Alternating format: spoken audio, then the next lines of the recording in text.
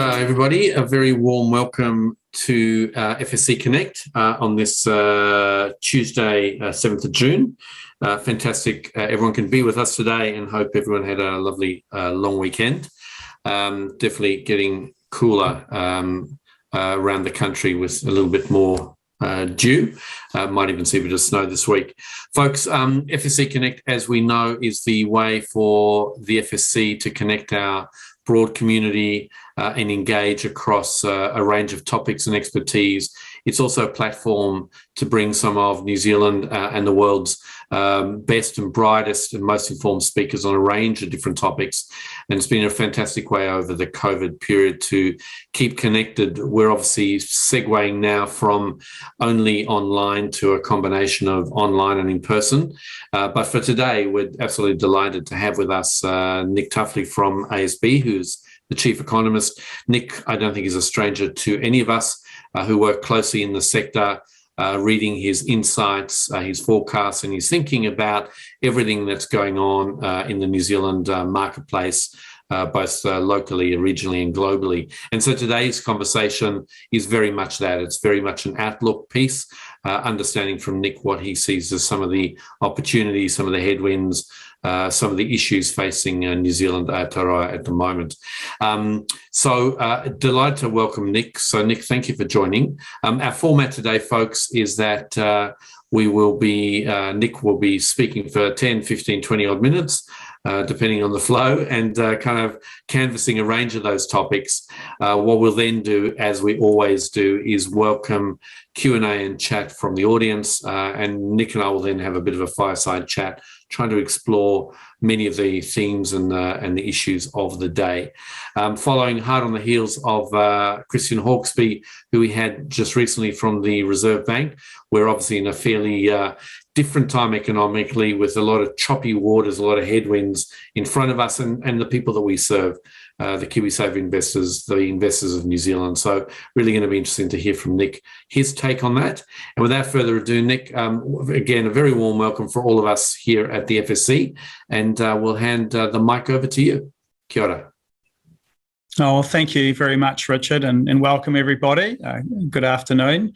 Look, it's certainly been a time over the last couple of years where I've been left with perhaps all too much to talk about, and it looks like that's going to be the same over the next year. So I'm just going to start by running through some of the key considerations and influences that are having an impact on the New Zealand economy and also over the next couple of years before we open it up. So, look, I've been titling recent presentations The Bumpy Road to, I guess, quote-unquote normality. You know, we have been starting to see some shifts away from the initial COVID pandemic response to a little bit more of some normality around how we're dealing with COVID, or at least how it's impacting on the economy. But we're getting, I guess, what I call some of the more normal parts of the economic cycle starting to appear in the New Zealand economy. It's just that they're all arriving at once and they're all incredibly magnified. And so we're facing quite a few abrupt challenges. So even as we're going to be probably buffeted a little bit less by the pandemic, at least economically anyway, we've still got plenty of other things to, I guess, keep us on our toes as we think going forward. Right, so we'll just flick through to the next slide very quickly. So that's just really just the legal disclaimer that says that you'll pretty much sue anybody else except me if anything I say turns out to be wrong down the track. And let's launch straight into the first key topic. Now, when we're looking at the global economic environment at the moment, we are starting to see that things are slowing down a bit this year, and probably we'll see that next year as well. And there's a myriad of reasons for that. We've gone through a period where there's been a huge amount of fiscal support, and generally the impact of that on the economy, the big sugar rush, is past us, and now we're into a little bit of that sort of withdrawal cycle there, where the extent of fiscal stimulus is pulling back, and as it does that, it's just not propelling growth along as much. So that's sort of putting a new constraint on growth as we're going forward. And at the same time, we're really seeing that in New Zealand very starkly, just the inflation pressures rising up. the Reserve Bank here lifting interest rates quite sharply, and we're seeing that in other countries as well. So the US Federal Reserve looks like it's going to be doing a little bit like what the Reserve Bank here is doing. We've got the Reserve Bank of Australia lifting interest rates after thinking it would be holding off until 2024. Other central banks doing the same thing. So we've got a period we've had extremely loose monetary conditions through the kitchen sink at trying to prop economies up during a really uncertain, unknown time, and now that's starting to be unwound as well. So that's an influence on global growth as we're just getting through into that sort of more normal part of the economic cycle. And the other thing which we've been living with for the last few months is the Russian invasion of Ukraine, and that is having some quite profound impacts as well at a time when global growth is under pressure from those rising interest rates, rising costs, and all the supply chain disruption as well. So just to run through sort of what does this really mean for New Zealand? I think first of all, the sort of direct trade impacts for New Zealand are quite modest. We have about $300 million worth of annual exports to Russia, half of which is butter. And we can easily spread those butter exports elsewhere around the world at a time when dairy prices are pretty high. And we've had minimal exports to the Ukraine. So the flows in both directions aren't that large. So the overall economic impact on New Zealand is not going to be that much from that direct trade. But where we're starting to get the impacts coming through is through the impacts of those higher fuel prices, oil and gas prices getting pushed up quite high. So we're feeling that personally at the pump. We're a net importer of oil, so we're facing the impacts on our discretionary spending here. That's happening around the world in all the net oil consuming economies, and we do have the EU and the UK who are most exposed to Russian oil and gas. I mean, the EU effectively relies on Russia for about a third of its energy imports, so they're busily trying to wean themselves off Russian energy at a time when your oil and gas prices globally are starting to get pushed up as well. And they're also most exposed to sort of any sort of trade-related impacts coming through. So that's just another contributor to this slower global growth that we've got. And when we're sort of looking at what this means is we've got not just oil and gas, but we've also got grain prices being pushed up. So both the Ukraine and Russia are very key exporters of things like wheat, corn, barley, etc. And what we're now seeing is the prices for those have been getting pushed up even further. There's likely to be some shortages as we go through over the next year, and food production globally looks like it's going to be hampered a little bit anyway over the next year. And so we're going to see that impact globally of higher prices for foodstuffs. Although a lot of grain that's consumed around the world will be grown domestically in many countries, it's those countries that rely on imported grain will be feeling that pinch over time, particularly in developing economies where food makes up a large proportion of people's spending. So when we're looking at what's happening here in New Zealand, the higher fuel prices are contributing to the very high inflation we've got, 7% the first half of this year is where annual inflation has got to. About 2 percentage points of that, give or take, is fuel prices. So inflation would still be pretty high, just not nearly as high as what it is. And around the world, just elevated global prices for wheat, corn and barley.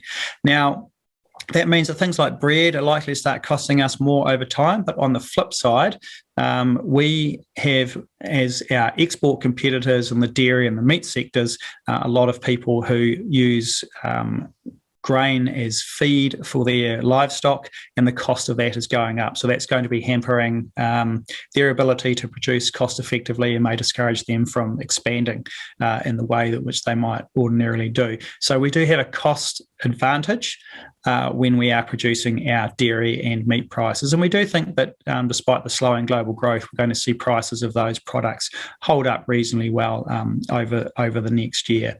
But look, the net impact for New Zealand is it is basically negative.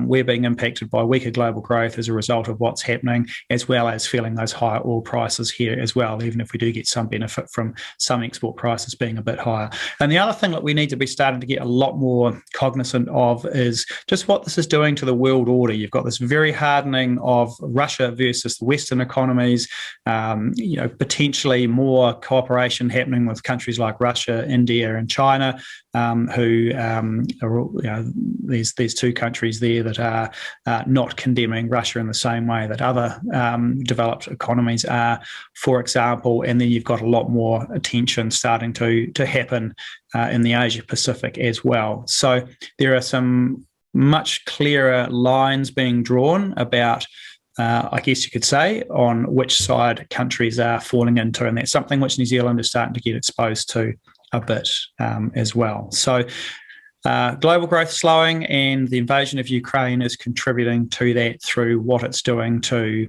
energy prices and to food prices as well. So let's move on to just one of the other shifts that we're seeing. And we've gone through over 2 years now of being impacted here in New Zealand by the pandemic. So what I'm just showing you is a chart, courtesy of all of you who have got a Google bit of software on your phone, just indicating where you're spending your time. And this is some clever data that Google's put out, which is just benchmarking how much time people are spending compared to a period in early 2020 before the pandemic hit. And when we're looking at workplace visits as one example, look, what we can see when we're looking around New Zealand as a whole, you can see the really big impacts of the sort of March through June lockdown in 2020. You can see the big impacts of that sort of August onward lockdown that impacted everywhere around the country, and Auckland in particular as well. And over time, you've seen that compared to that sort of pre-pandemic period, people are spending less and less time in the workplace. We have seen some recovery coming through more recently, but certainly it's the case that that sort of working from home phenomena is remaining in place. But one thing I just want to point out is when you go and look at the impacts so far this year, what we've seen is that just the amount of change has been much, much less. Through that sort of February, March period when Omicron was starting to become more prevalent in New Zealand, you did see a bit of caution through that period, but nowhere near the sort of workplace disruption that we saw during the major lockdowns where the government has imposed those sort of level 3, level 4 style restrictions. So when we look at retailing, it's the same. Retailing sort of got back to more normal levels of activity pretty much, in the sense that people are quite prepared to go out to more retail-related places.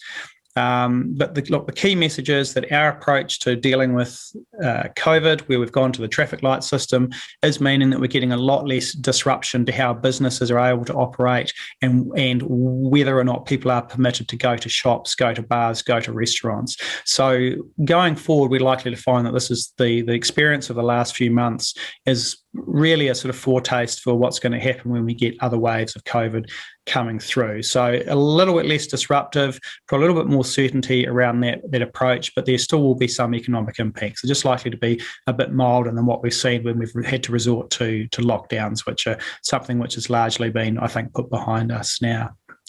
Okay, let's go on to the next topic, and that is around people and wage costs.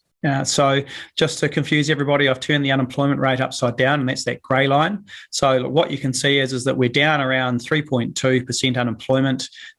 You can see as we're looking ahead, we're still expecting it's going to remain very much around that rate for much of this year and probably start creeping up over the next couple of years. And that's a combination of growth is going to be more moderate, so employment growth won't be quite as strong as what it has been. And also we will eventually start to get on net more people arriving into New Zealand through net immigration. But it's still going to be a pretty tight labour market, and there's still going to be quite a lot of skill shortages.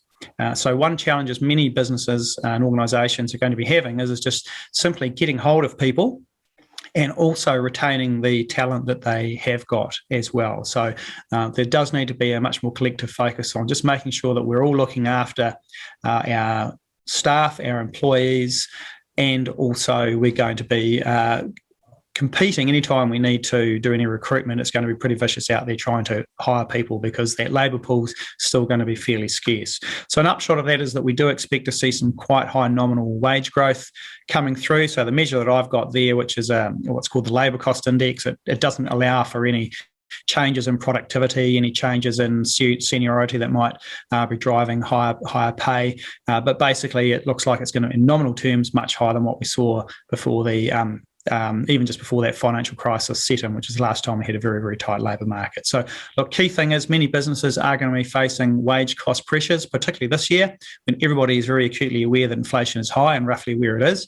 And there'll be a lot of focus amongst employees on hoping that they get compensated for a fair chunk of that inflation that we are seeing. And it is an environment where wage growth is likely to remain persistently high for 2 to 3 years going ahead, because we are just simply going to still have those skill shortages and those challenges hiring people as well. And of course, this is all going to flow through to cost structures of businesses, because we're unlikely to be getting the strong productivity gains that we need to offset those costs. And it's coming down to what extent can businesses pass on any of these cost increases.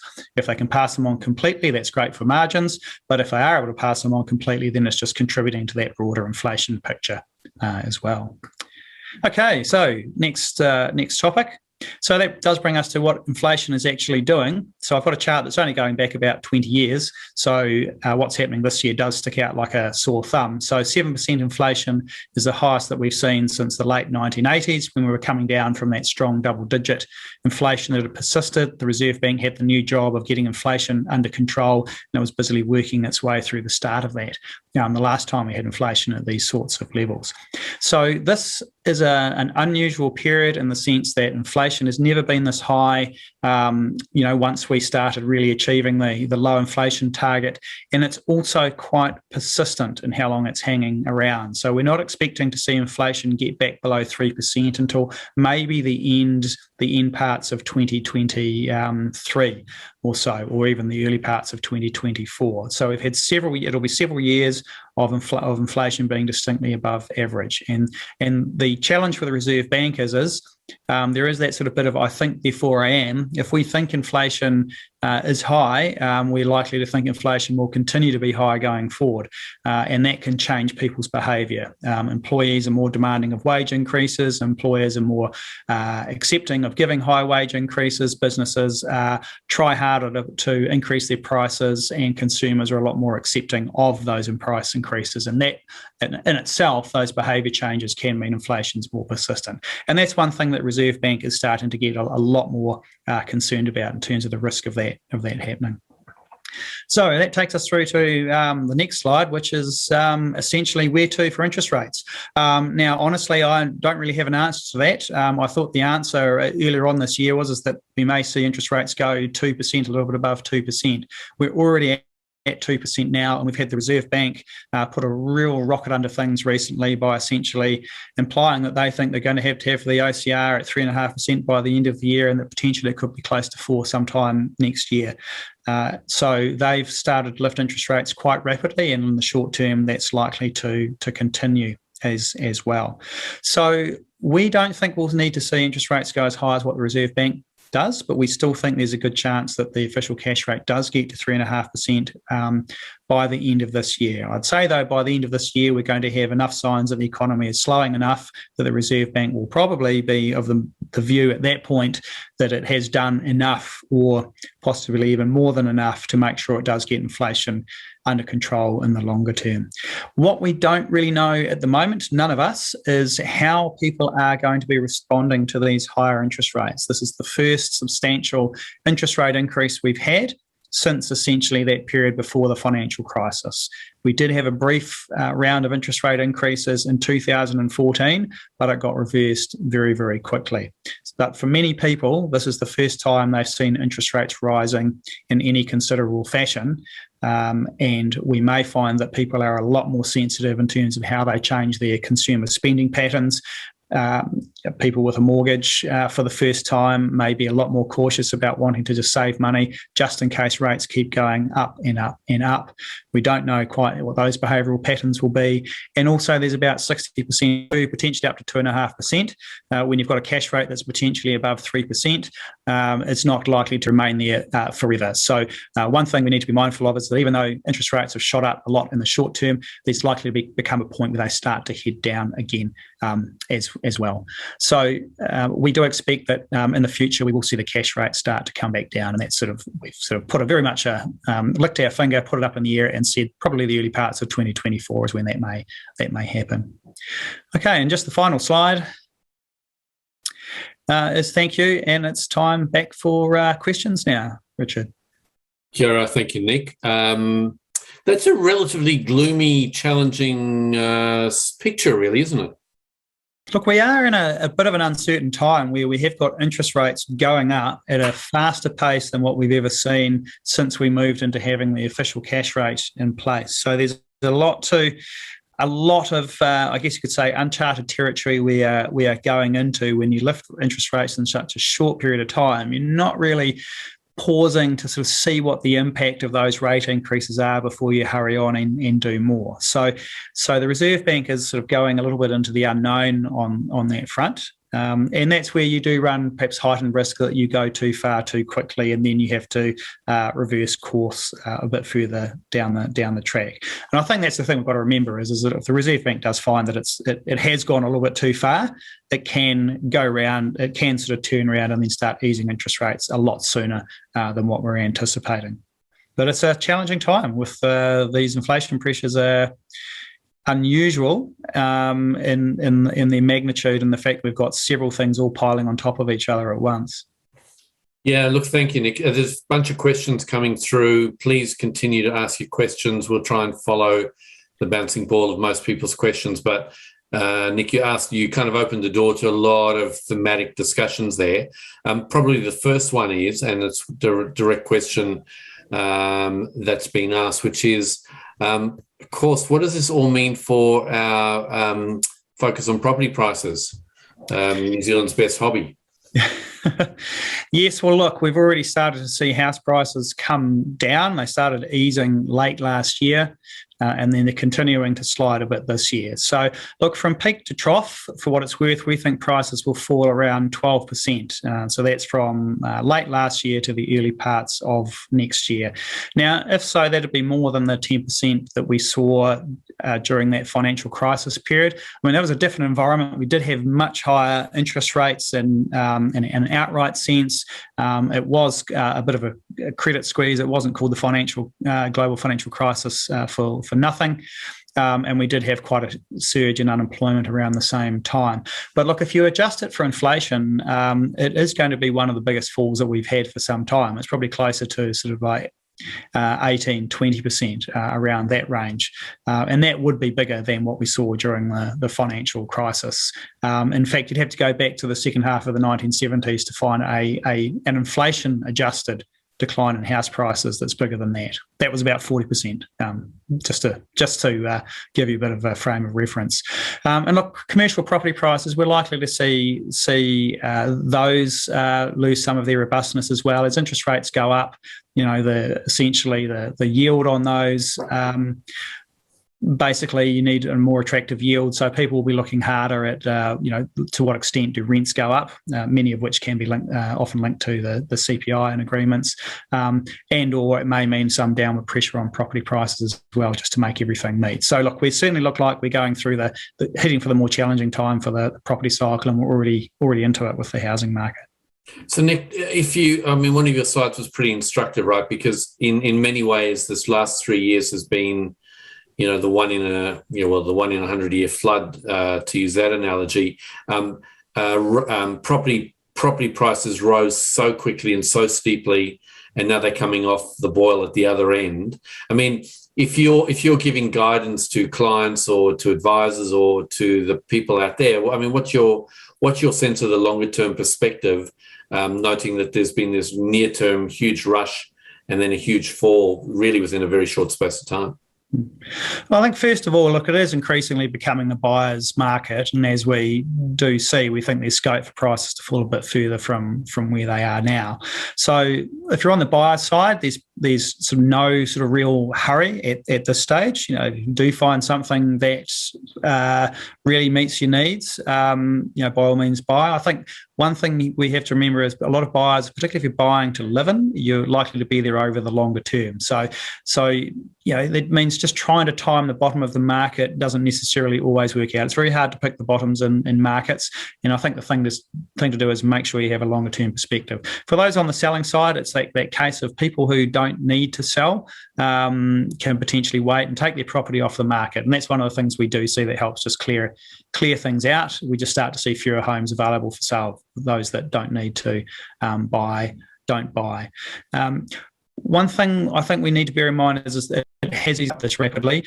We do have a lot of focus on the affordability of homes, and we're likely to see government changes on the supply side over time have an effect so that prices relative to incomes, relative to rents, aren't as elevated as what they are now. So we've sort of pushed the extremes on affordability, and I think we need to, going forward, just be more mindful that future price growth in the housing market is not likely to be as strong as what we've often got used to in the past. There's a lot more effort to address decades worth of challenges in improving our supply constraints.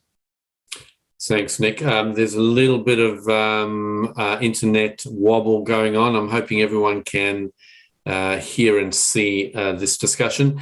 Nick, related conversation, this is about, and thank you for all the questions coming through, oil prices, direction of travel for oil prices here. It seems like we're paying huge amounts, impacting what cars we buy, obviously incentives to head in a climate sense to electric cars and so on. What's your kind of outlook for petrol prices? I think down the track, we're likely to see some easing back of oil prices once and I'm sort of, maybe I should say if, but once the conflict in the Ukraine does come to an end, and that's likely to ease some of the sort of more immediate supply concerns to an extent. But I think we need to be mindful that when you've got as an economic bloc as large as the EU trying to wean its way off Russian oil, that is going to be putting pressure on other sources of oil, unless you start to see that Russian oil sort of shooting through into places like China and India and taking pressure off their purchases of non-Russian oil. So I think we need to bear in mind, look, there's going to be a lot of energy transformation happening in Europe, and that's likely to keep quite a floor under oil and gas prices globally. So I don't think we can expect to see a sort of like a sort of miraculous substantial fall in the price of oil back to where it was, say, in the early parts of last year. Oil prices were already going up ahead of the conflict before it was even looking like it would be an issue, and that was reflecting the strong growth that we are starting to get globally, where there's been a bit more catch-up in global economic activity through that sort of initial sharp rebound that we had after COVID. So don't bank on prices falling back too much. It is going to keep the focus on people wanting to change their vehicle choice towards more fuel-efficient vehicles or electric vehicles or other alternatives. So it's going to keep that change accelerated. And I think the sobering thing is at the moment, petrol prices are pretty much around their all-time highs, and that's with the 25-cent reduction in the fuel excise tax as well working its way through. Yeah, thanks, Nick. Really good question here about migration. Obviously, New Zealand is now looking to reopen for tourism, reopen for migration, bit of change, but also 2 years of closed borders. Well, what's your sense of net migration, positive or negative, over the next 2 to 3 years, and what impact may they have on all the other things we've just spoken about, property prices and so on? Yeah, well, I think as we go forward over that sort of period time we're talking about, the net immigration impact on the New Zealand economy is going to be quite modest. So basically for the rest of this year, we pretty much see net immigration being slightly negative. It has been for over 12 months or so now. What we've been getting is non-residents in New Zealand who either haven't been able to get a visa or have been uncertain whether they'll get a visa, have some of those people have left. Some of them are obviously more eligible for residency now. And we are also now likely to get an outflow of New Zealanders who would have gone and done their OE over the last couple of years if it wasn't for the fact that the borders were locked down tight and getting back in wasn't really very much guaranteed. So we're likely to start to see more of that flight out of New Zealand, and that's going to contribute to that net immigration in the near term. We do see net immigration turning positive next year, but we're probably talking about over time building up to about 30,000 on a net basis, and that is very much an assumption that we will start to see increasing numbers of new immigrants wanting to come into New Zealand. The question mark around that is how has our reputation as a country changed due to having our borders shut for so long and it being so challenging to get in, for one. And the other thing is the immigration settings by the government, where they are still being fairly selective around what sorts of visas they will readily grant for people to come into New Zealand. There's still very much a focus on trying to develop talent domestically. And look, that's a real challenge, though, when you've got basically a 3-decade low in unemployment. So we'll see sort of slight negative this year, more positive next year. What that means is, look, in the short term, economic momentum is just not really being propelled that much by population growth because it's down to that births minus deaths primarily. So we're talking about 0.6% a year in annual growth as compared to, it was about 4 times that just before the pandemic when we had basically a massive surge in net immigration over those few years. It's still going to be very hard to get hold of talent as well. I think even as we're going into next year and we start to see, fingers crossed, more net immigration into New Zealand, we're going to still struggle to find the talent, and it is constraining our ability to grow. Really, there's a lot of industries that are facing chronic staff shortages pretty much across the board. So I think the thing is that we probably could grow a bit faster if we did have more people at this point. And the main way we can get more people, it is net immigration. So it is sort of holding things back at the moment. But we do know that when you have pretty uncontrolled net immigration, we really struggle to keep up on the infrastructure front as well, and that causes other challenges too. Nick, there's a fair bit of anecdote about wage levels across the ditch and people upping sticks and heading over to Aussie. I mean, is that translating into macro themes and trends that you're starting to see, or is it much more still a bit of an anecdote? It's very hard to see that coming through in the numbers quite yet. I think it's just very early on in the days of just seeing those changes since New Zealanders were allowed to move more freely back into New Zealand. It's been relatively free to move to Australia. It's just that if you needed to come back for some reason, you couldn't get back in. Unfortunately, the way that the immigration data is measured, it does make it a lot harder to know whether someone's left temporarily or permanently as well. So the picture's not particularly clear. But look, I think there's plenty of anecdotes floating around of people upping sticks and going. Yes, you can have a much higher standard of living through higher salaries after tax in general until you get up to the astronomical types of salaries, and generally costs are the same or in some cases lower in Australia as well, for an example. So look, it's a sort of real issue for us in terms of what it means for our own holding on to our own talent. Thanks, Nick. Hey, question here just about whether the government and the RB over-egged the pudding in terms of printing money, and we're now paying for it on the other end. What's your sense of did they get it right? Did they get it mostly right, or not? Look, I think what we've got to remember is at the time when a lot of those decisions were made around cutting interest rates basically down as close to zero as was feasible at the time, doing the quantitative easing, doing massive fiscal stimuluses, is that we didn't know what was going to happen. I mean, at that stage, the Treasury was forecasting a 12% unemployment rate. The Reserve Bank was somewhere around 10 or 11, I think, for its peak. We were talking about hundreds of thousands of people losing their job. So we're staring into something which really in modern history we've got no benchmark for. So I think, look, they did the right thing at the right time. Perhaps the issues were around recognising when it was time to start reining things in, because the Reserve Bank was still talking about negative interest rates as it was heading into 2021, when it was already pretty clear that the housing market had absolutely ignited at that point, for example.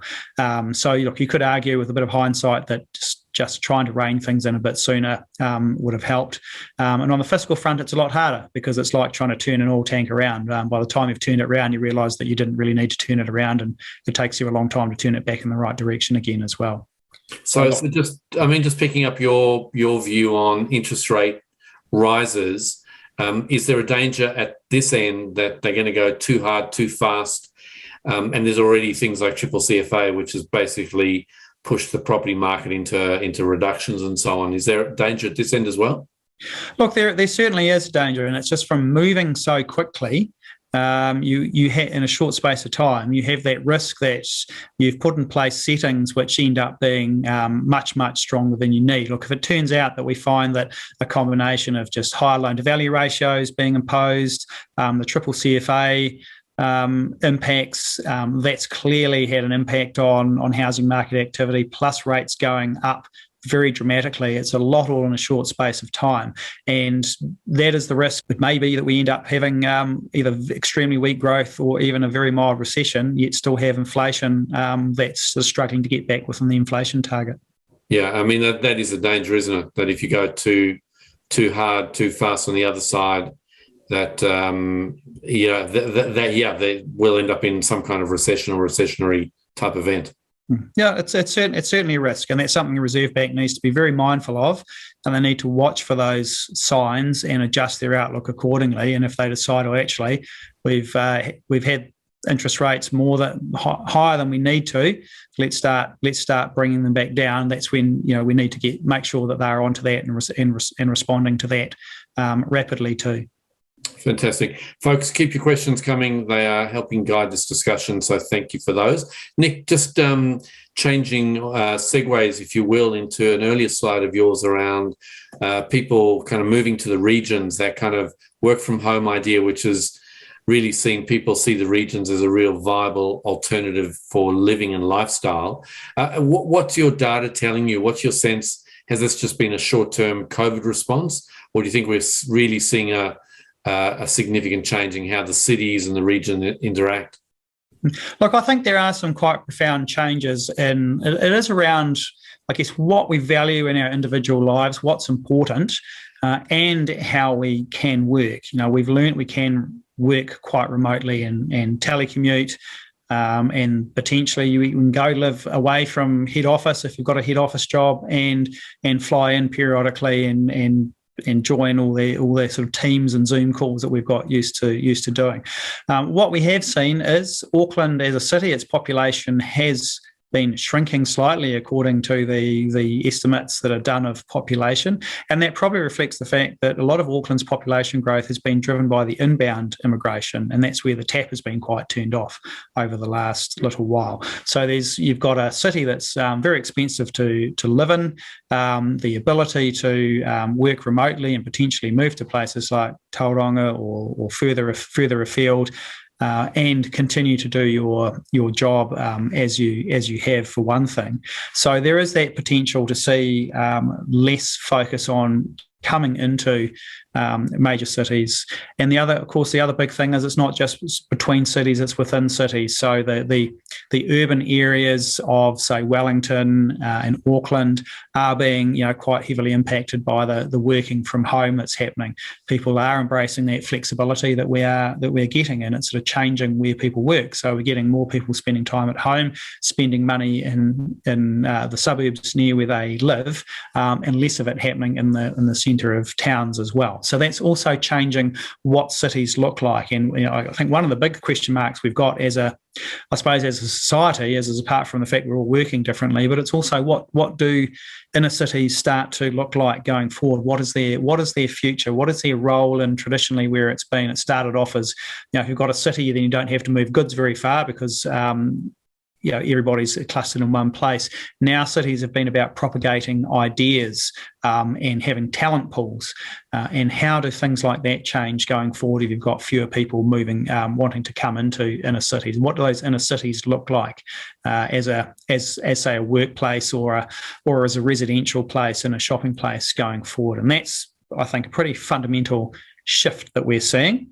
And it is very much affecting what cities look like at the moment, after, particularly in, say, Auckland, essentially a fair degree of hibernation since mid-August. I mean, that's the point, isn't it? For those of us who live in Auckland, if anyone who's been into Auckland, this life is starting to come back. But, the city was geared up for America's Cup. It's geared up for entertainment. It's geared up for work, people living in town. And, the infrastructure that supports that, has had a long run investment. And yet it feels like there's a bunch of questions around the future of cities, although maybe that's a 5 to 10 year piece and we'll resume normal transmission. Any thoughts on that, Nick?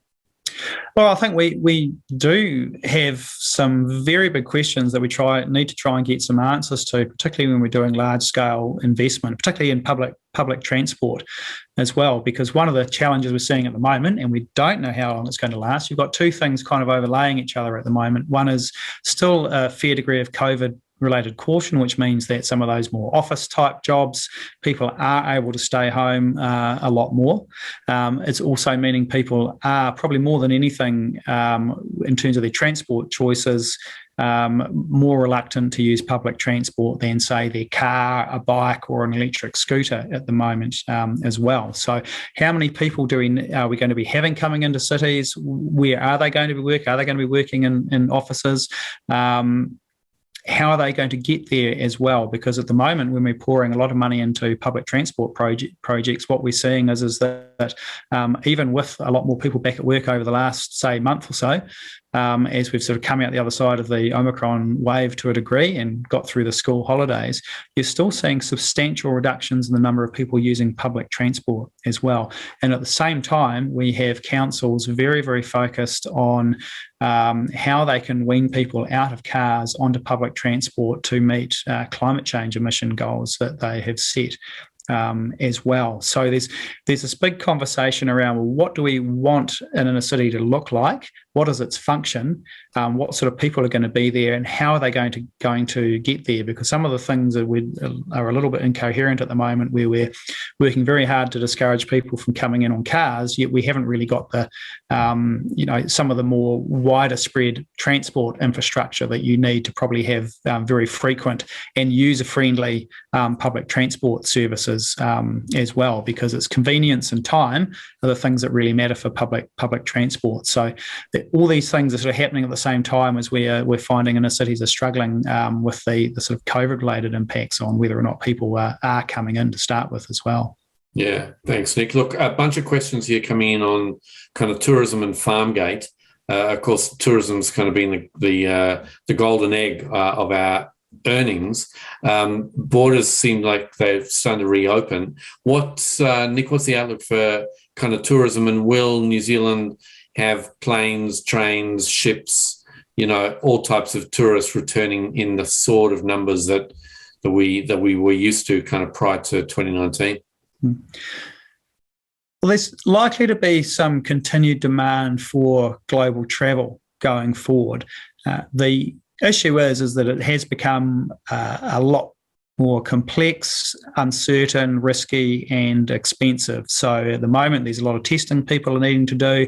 What happens if just before you get on your flight, you find out you've caught COVID?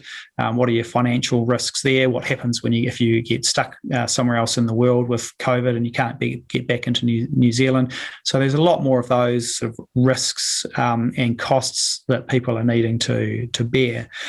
Having said that, you can see there's a lot more demand on air transport. We're seeing cruise companies starting to see more demand coming through. So we're going to see some degree of demand coming back through.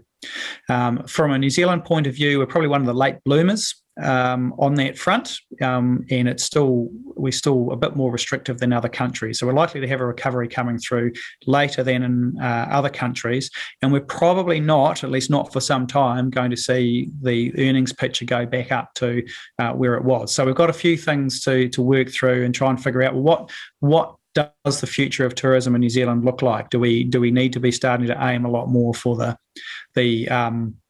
I guess the higher paying customers who will pay for the experiences, and that we can get more out of them whilst we are here? Those are the ones that are prepared to sort of bear some of the added costs of travel.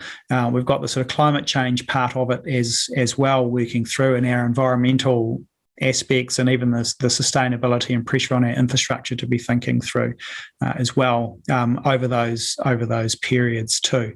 And the other chicken and egg thing is in some ways we need more workers to be able to manage the tourism sector. We relied very heavily on a lot of short-term foreign workers in New Zealand, so people on their OE to New Zealand, so sort of working holiday visas to help staff some of those places. If you went back in the olden days, if you went to Queenstown, the chances of you being served by a New Zealander in a restaurant were actually pretty thin. It was usually someone who was from Italy or Germany or France or somewhere on their holiday there. So we've also got that challenge of, well, if we do get a lot more tourists in, how are we actually going to service them? Who's going to be doing that as well? So we've got that whole labour shortage also has some impacts on that sort of more tourism and more broadly the hospitality sector. Yeah, it's going to be pretty fascinating to watch how tourism rebuilds, both with staff levels, but also in terms of the marketing pitch. So that's a big one. Just on Farmgate, prices, you said earlier, have been remarkably resilient across the farm. What's your sense of outlook, and is that really the place where, from an economic perspective, where we're starting to boom again? Well, we have seen that, at least on the price front, that's been very supportive of our export incomes during a time when one of our biggest industries, the international tourism, basically had its doors shut. So there's probably going to be a bit of a mixed bag. I sort of talked before, dairy and meat prices potentially going to be fairly well supported because of the global cost structure and in some ways the difficulty shipping. We have both Fonterra and one of the large meat companies, part of basically an alliance that is very able to get shipping space and make sure that it can reliably deliver its stuff around the rest of the world, which means there's a bit of a premium for those people and being able to do that, for example. Potentially areas like fruit, forestry, seafood may be affected a little bit more if we've got slower global growth over the next little while. And the other thing, look, we've got to bear in mind is that, at least for now, whilst we've seen some softening in the foreign currency prices of some of our key commodity exports, the New Zealand dollar has slipped a bit as well. And what that has meant is that in New Zealand dollar terms, we're still near record overall commodity export prices at the moment. So we're starting from quite a high level. And look, when it comes to dairy, which is essentially the biggest export sector we've got, look, we still think we're going to be getting somewhere around $9.50 per kilogram of milk solids for this season, which is essentially just ended in May. And this new season we're just into, like, we still think we're going to be somewhere around about $9 or so, and that will be 2 seasons with a 9 handle on it. Will be the first time we haven't had a season yet, apart from this one that's just ending and payment pending. We haven't had a payout that high either. So that's we've coming from a very, very strong base, but we may find some of those prices do soften. And the challenge we have is we're probably not going to be able to ship the volumes that we would like because of the supply chain challenges and also labour shortages, particularly in places like horticulture, where they haven't always been able to pick everything that they've grown, which means that some product has gone to waste as well. Nick, last topic of discussion is resilience in consumer balance sheets. The FSC has been tracking this now for the last couple of years. I mean, how well are we as a community able to weather the storms currently and ahead of us in terms of that confluence of rising interest rates, rising inflation, decreasing asset prices like housing and so on? It's a pretty wicked storm. How resilient are we, do you reckon? I'd say fairly resilient, but there will be some people who do face a lot of pressure. I think, first of all, if we're looking at homeowners with a mortgage, we've got a lot of people who have a lot of equity in their homes. Basically the size of their mortgage relatively low. The sort of more mature borrowers who have had a property for quite some time and have made a fair amount of payments. For those people, they're going to be seeing their mortgage go back to something which they got quite used to seeing, say, earlier on in their borrowing period. It's probably more it's the new buyers over, say, the last couple of years where they bought and they were able to get a mortgage for 2 something and now face something that's going to be 5, then potentially 6 over the next couple of years. That's a big proportionate lift, even if the level of interest rates itself isn't going to be that unusual, and it will have taken a lot of people by surprise. Now, I think some mitigants for those people is that even during those times when mortgage rates were, say, 2+%, most banks would have been applying a servicing rate of somewhere, give or take, around 6.5%. So in theory, there should be a lot of fat for those people, but that does mean quite a lot of belt tightening. So that's the gym memberships, the smashed avocado, the takeaway coffees getting cut back over that time to make ends meet. But so we do have a pocket of people who are relatively vulnerable from that point of view. Although I think what we've got to bear in mind is that those borrowers have been stressed at an interest rate, which is something which they may actually get up to over the next little while, but was certainly much higher than what they borrowed at. On the consumer front, what's been really interesting is the consumer debt's actually been steadily going down. So every time we've had a lockdown, what people have done is that they haven't spent as much money as they otherwise would have, and those who have had outstanding credit card debt have gone and paid a chunk of that down. So credit card debt has fallen every time we've had a major lockdown, and that sort of non-credit card debt, that sort of more consumer finance area, that's been steadily coming down as well. So I think the good news is that those sort of people who are a lot more reliant on that sort of more normal consumer debt, the signs are encouraging. We've paid down debt overall, and we're not really seeing any signs that suddenly people are starting to rely on maxing out their credit card at this point as well. So there's, I think, a fair degree of resilience, but we do have that minority of people who bought their home relatively recently at a high LVR and was, reasonably stretched against the, the debt servicing criteria, the ones that we'll all need to be careful of. Yeah, look, our research was pretty clear. A lot of resilience, as you've spoken. Probably the piece where there was most concern is around the worries about money. So you might not actually have money issues, but that doesn't stop people worrying about it. We tested, do you worry about money daily, weekly or monthly? The numbers there were pretty high, and the kind of link between money worries and mental health and well-being and broader outlook, that link is very strong. So, it's certainly one to watch. I'm not sure if you had any insights on that one. Look, I think what we have seen is when you've seen other sort of more surveys of what's front of mind for people, it's amazing how quickly things have flicked around from COVID used to be pretty much one of the number one things that we used to worry about. And it's a long way down the list now. The focus is on things like the cost of living, very, very much so. So a big change in there coming through. And ASB does essentially basically that sort of financial health survey, and ironically at times what we found is that people have been in a better sort of financial position, but in part because of things like they weren't spending as much during the lockdown, so they actually paid down some of that debt or built up some savings. So also, we need to be a little bit cautious of, for some people, their financial position recently may have been helped by the fact that essentially they couldn't spend money for a period of time. But now you're getting all these cost pressures starting to come through, and they are the things that everybody is talking about. So look, unfortunately, that sort of word budgeting is going to be coming back for many people, and a lot of focus on what things they can substitute to help make ends meet going forward. So 2 last questions, just picking up that last thing, which is one around budgeting, the second one around investing. If a close whānau member, a family member that came, knocked on your door or rang you this evening and said, "Hey, I've got a little bit of money to invest," what's the retail answer to that question, given the context of this conversation?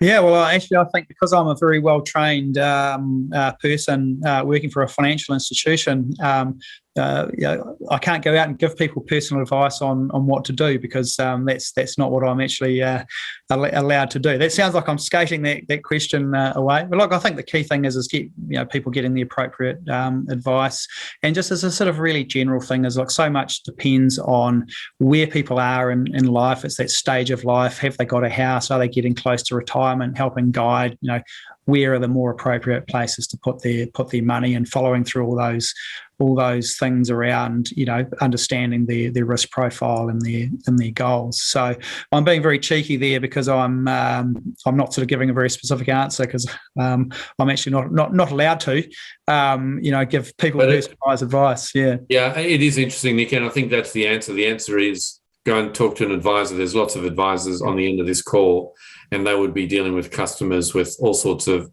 opportunities / concerns and worries. Of course, every glass that's half full has a glass half empty, and there's that's what makes a market. So there's opportunities abound. But yeah, get advice, talk to someone, and that's certainly one that's relevant for you as it's relevant for us, as it's relevant for the people on the end of this call. Hey, look, last question, if I can. If we're sitting here in 12 months' time, well, what do you think's changed? What's new? What's different?